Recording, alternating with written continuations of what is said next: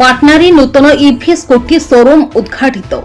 पाटना बजार मुख्यालय स्थित लक्ष्मी बस स्टाण्ड निकट में आज एक 2 चकिया ईवी स्कूटी शोरूम उद्घाटित हो जाइछि। पेट्रोल डीजेल चालित जान द्वारा वायु प्रदूषण अधिक खर्चान्त हेउथबारु ईवी स्कूटी प्रति लोकंक आग्रह बढ़ुछि। पाटना मुख्यालय किंबा आखपाख अंचल ईवी स्कूटी जान किनिबा पई कौनसी शोरूम सुविधा नथिबारु आज पाटना ठारे विशिष्ट व्यवसायी दीपक कुमार मंडल प्रचेष्टार लक्ष्मी बस स्टाण्ड निकट में शिभांश मोटर्स नाम एक ईवी स्कूटी शोरूम उद्घाटित हो जाइछि। ए शोरूम प्रतिष्ठा हेबा परि पाटना तथा स्थानीय अंचल लोक माने एहार सुविधा पाई परिबे।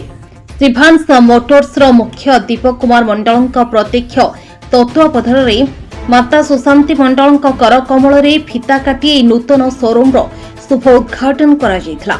उद्घाटन कार्यक्रम में मान्यगण्य अतिथि मध्य पाटना विधायक प्रतिनिधि कमलाकांत दास, पूर्वतन विधायक जगन्नाथ नायक, जिला परिषद सदस्य रुनु महंत, पूर्वतन ब्लॉक अध्यक्ष इंजीनियर विद्याधर दास, पूर्वतन ब्लॉक अध्यक्ष विश्वनाथ नायक, पाटना सुरक्षा कमिटीर आवाहक विजयरत्न पति, जुगल किशोर दास, दीपक पत्नी मनीषा मंडल, मायाधर मंडल, तनिषा मंडल, शिभांश मंडल, श्रियांश मंडल, अनुष्का मंडल और लक्ष्मीधर महंत प्रमुख उद्घाटन कार्यक्रम में उपस्थित थे।